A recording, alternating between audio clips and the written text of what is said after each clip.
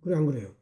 그래서 회의주의라고 하는 것은 어떤 인간이 종말을 겪는 끝이 아니라, 물론 그 끝으로 향하는 사람도 있겠지만 새롭게 일어나려고 하는 변환의 마지막 시점이고 변환의 새로운 시점에서 뭔가를 준비하는 사람이다.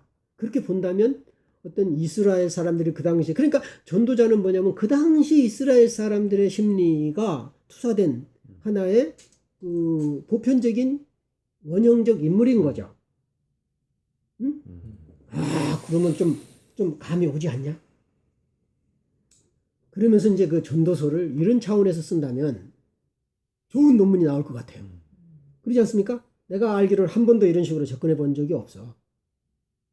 전도서라고 하는 그것을 정말 세부적으로 파헤칠 수 있는, 그동안 성서학자들이 못 해낸 일을 해낼 수 있단 말이야. 그렇습니까? 안 그렇습니까?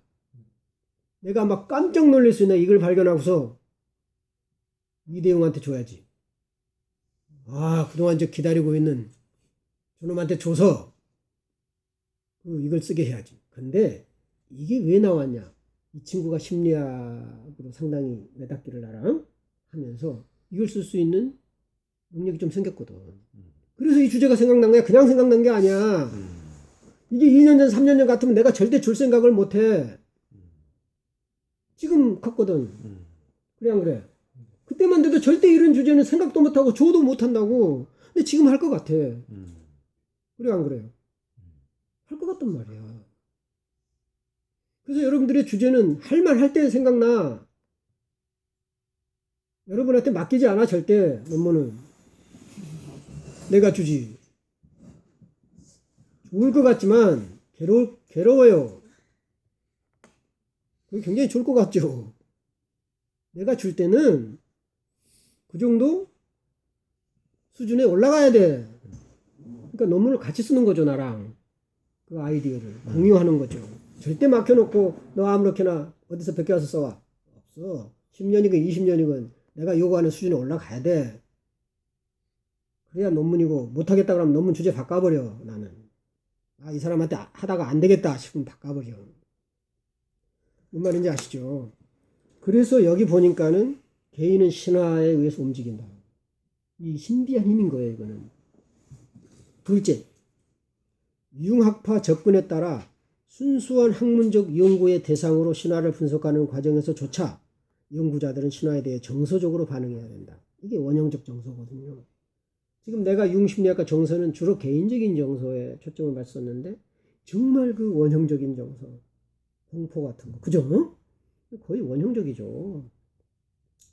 그 원형적 정서에 반응해야 되는데 정서적 반응은 해석 과정의 부분인 거예요. 정서 자체가 전부가 아닌 거예요. 해석 과정의 부분이다. 이러한 주관적 요소에 대한 융의 강조는 불명예스럽게도 객관성의 관념이 우세한 분야에 있는 연구자와 독자를 혼란스럽게 하거나 낙담하게 만들 수도 있다. 여러분들 낙담하잖아, 나한테. 저 교수님, 내가 좀 막 그동안 융 공부하느라고 막 하고 막 정신분석 이론도 공부해 가면서 막 해석해내라고 얼마나 노력했지 않습니까? 야, 그거 필요 없어. 주관적 해석을 다시 해. 공부 싹 다시 해. 그러니까 막 화가 내고 막 분노가 치밀고 막 교수님은 왜 그러면 그동안 그랬습니까? 기다렸지?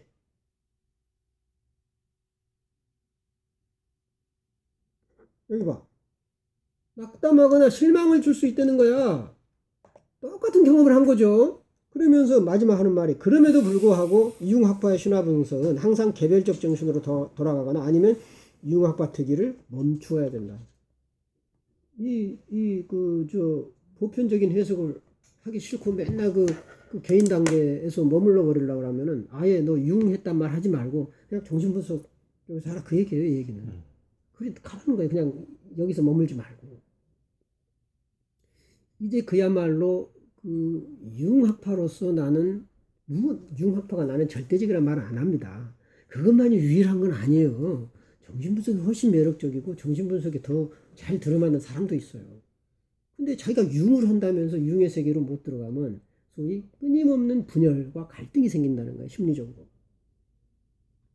이 자리에 있지 못하면서. 그러면은 이건 능력으로 하는 게 아니에요. 감으로 하는 거지. 아, 저는 능력이 없으니까 가야 되겠어요. 그런 말 하지 마. 이건 능력 없어도 하는 거야. 뭐냐? 그 진실성이 숨어 있어. 속임수만 안 쓰면. 나는 죽을 때까지 유흥을 몰라도 한번 공부해보고 싶다라는 마음의 자세만 있으면 돼.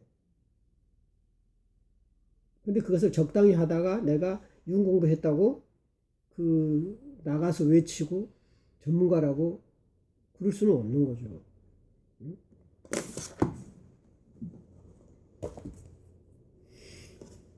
그래서 이제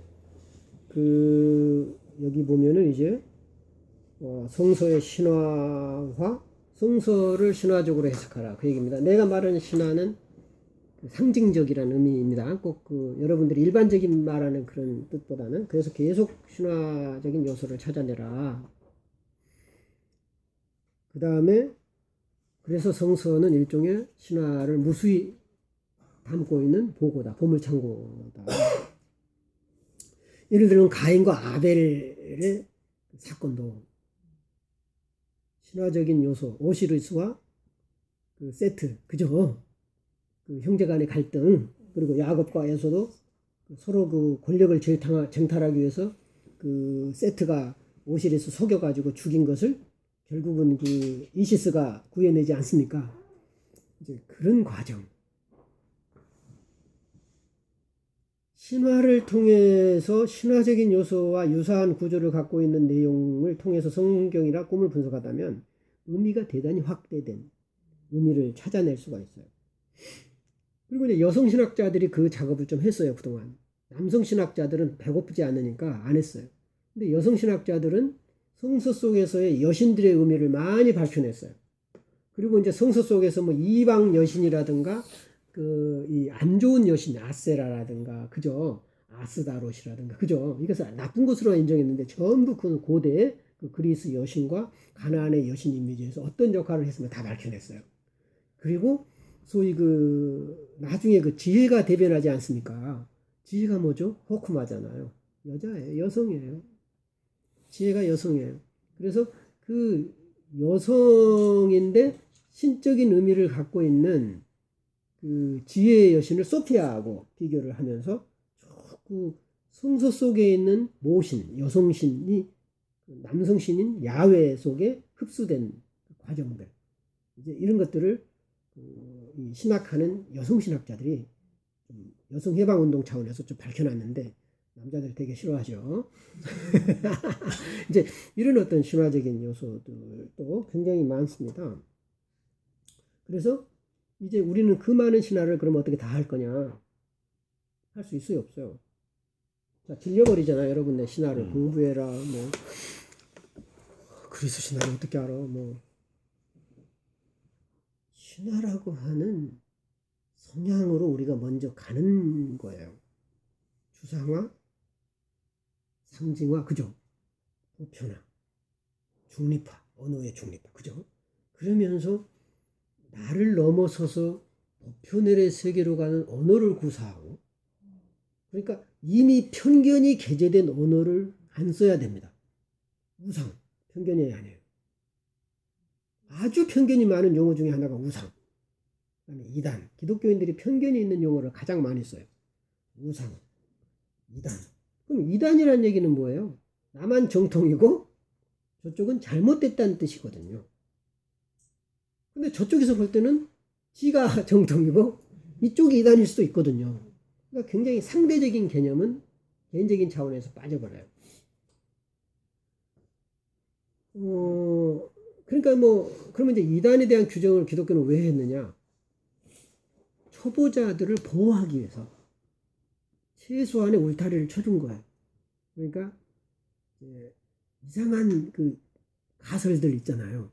그런 것에 빠져들어가 가지고 재산도 망치고 가정도 잃고 하는 사람들 많잖아요. 그러니까 이런 사람들이 있다 보니까 기독교라고 하는 것은 이런 정신이고 이런 것을 믿으며 되게 이 정도다 하는 틀을 정해준 거예요. 근데 그것이 전부는 아닌 거죠, 항상. 그러니까 어떤 이단이라고 하는 용어보다는 반사회적, 반종교적, 반인륜적 종교, 집단 이렇게 말하는 게 더 중립적이죠. 그렇잖아요. 근데 이단, 사이비 이런 것은 전부 정통이 만들어낸 그 편견이 게재된 용어다. 우상이란 말도 그래. 원래 인간의 종교는 상이 없는 종교는 없어요. 상을 없애버린 게 유대인이거든요. 이스라엘 사람들이거든요. 특이한 종교. 걔네들이 잘못된 거지. 다른 인간들이 잘못된 게 아니에요. 인간의 본성은 상에서 출발하거든요. 그래서 유대인이 특이하다는 거예요. 상이 있어야 되는데 상이 너무 많아. 그래서 분열적이고 힘이 모아지지 않아. 그래서 아예 상을 없애버렸어. 그래서 소위 인격적인 한 분으로 만들어놓은 종교의 천재들이 유대인이었어요. 소위 종교성의 천재들. 히브리어 자체가 그래요. 굉장히 종교적인 언어예요. 그래가지고 단어 몇 개 없어요. 거기서 모든 걸 다 담아내. 근데 그리스는 사고적이라 수많은 단어들이 있는데 심지어는 클래식 그릭이 있고 코이노니아도 있잖아. 코이네. 그러니까 뭐냐면 일반 서민들이 쓰는 언어가 있고 고급 철학자들이 쓰는 언어가 달랐어. 그 정도로 그리스 사람들은 구별을 했다면 히브리 사람들은 언어 자체가 두리뭉실해. 그리고 단어 하나에 주어 동사 목적어까지 다 있어.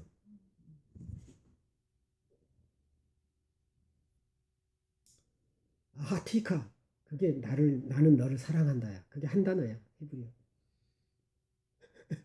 놀랍잖아요. 아하브티카 아하브가 사랑한다는 뜻이야. 내가 너 그래가지고 아하브티카 하면은 주어 동사 목적어 다 있어. 한 단어. 그게 히브리어예요. 그리고 그 단어 속에 많은 의미를 상징해. 그래서 야다라는 게 알다라는 뜻이잖아요. 그 야다 속에는 수많은 의미가 있어. 내가 너를 알아, 너를 봐, 너를 성적으로 좋아해, 나는 너랑 접촉해, 뭐 아니면 나는 너를 꿰뚫고 있어, 나는 너한테 흑심을 품고 있어. 별의별 의미가 다 있어. 그 야다 속에. 히브리 말은 사랑한단 말이 아하브란 말 하나뿐이야. 헬라어에는 몇 개가 있어. 뭐 아가페적인 사랑, 필레오적인 사랑, 뭐 친구 간의 사랑, 뭐 에로스적인 사랑 뭐 다 나누잖아. 어차피 사람들이야. 상징인 거. 히브리어는 언어 자체가 상징인 거야. 그래서 그 상징성을 찾아라. 언어 속에 들어간 상징. 예를 들어서 이제 내가 그런 얘기를 했거든요. 어떤 사람이 가정폭력. 그래가지고 막 남편이 막 할 수 없이 막 쫓기다시피 왔는데 위대한 창조를 위한 준비를 하시네. 폭력이 뭐야? 아주 나쁜 언어죠.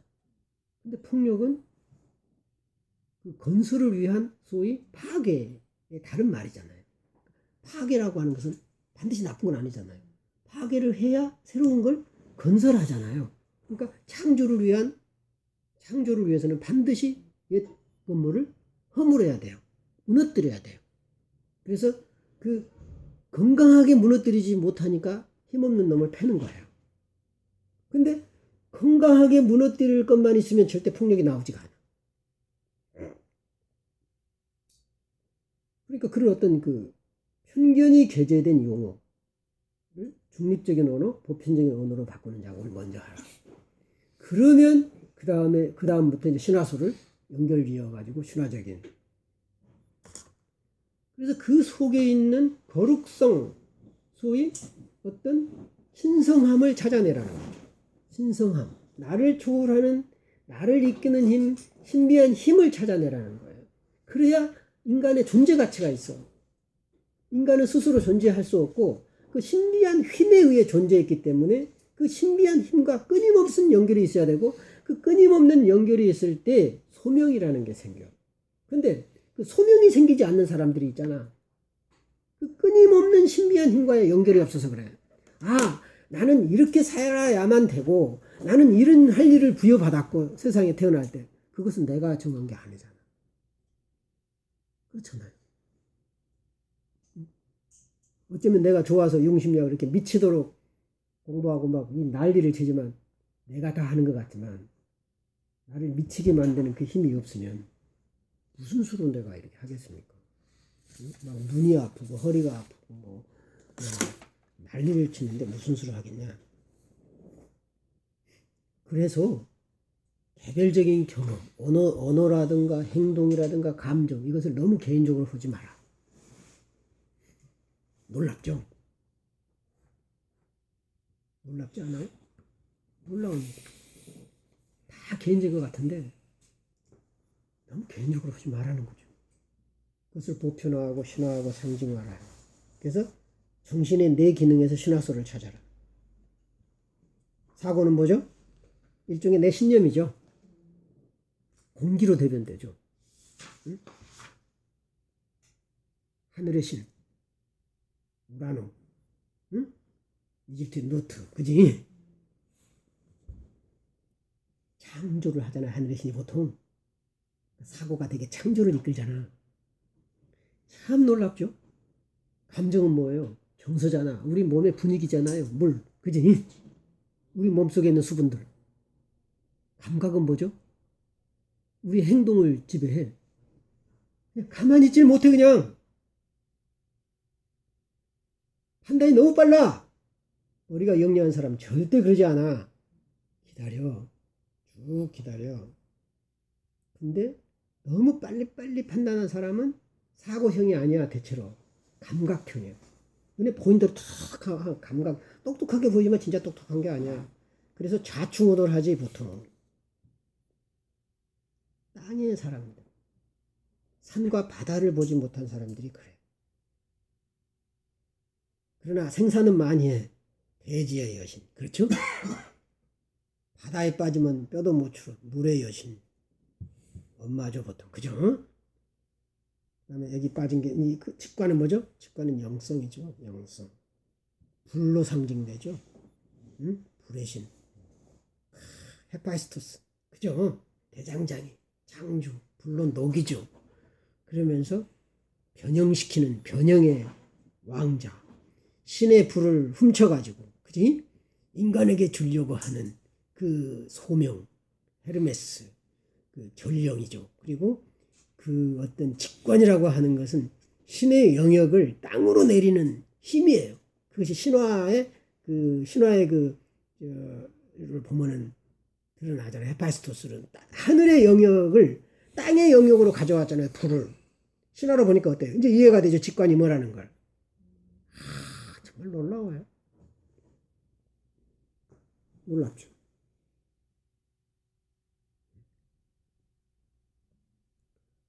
공황장애 예를 지난번에 들어봤는데 반신 반수로 돼 있죠. 반인 반수.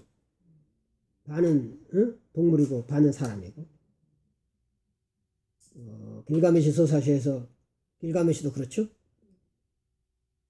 공황장애가 왜 일어나는가? 공포가, 순간적인 공포가 대부분 상처로 많이 알고 있는데 난 그렇게 생각하지 않아요. 이 판이 쾌락을 즐기는 신이기도 해. 어쩌면은 쾌락에 대한 지나친 억누름이 공포를 불러일으킬 수 있어요.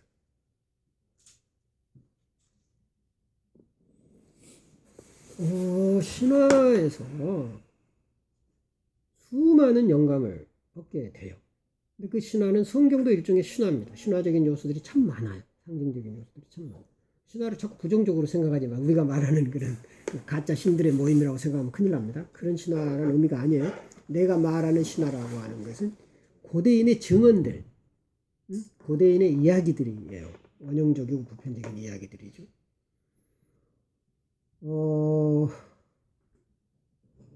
그래서 어린이 꿈이 보통 이런 신화가 많이 나와요. 애들이 동화적이잖아요. 전부 애들 꿈꾼 것도 신화적이고 말하는 것도 신화적이고 동화 주제를 얘기를 하는 이유가 아직 아이들은 원시 상태에 있고 그 어린 아이야말로 가장 인류의 그 조상들과 가까이 있는 존재들입니다. 근데 크면 클수록 교육을 받아가지고 이제 다 그 신화적인 영성이 사라져 버리죠. 우리는 다시 우리 속에 있는 신화적 영성을 살려내야 되는 거죠. 바로 그 살려내는 작업, 그 작업을 이번 학기 때 내내 하는 거예요. 오케이?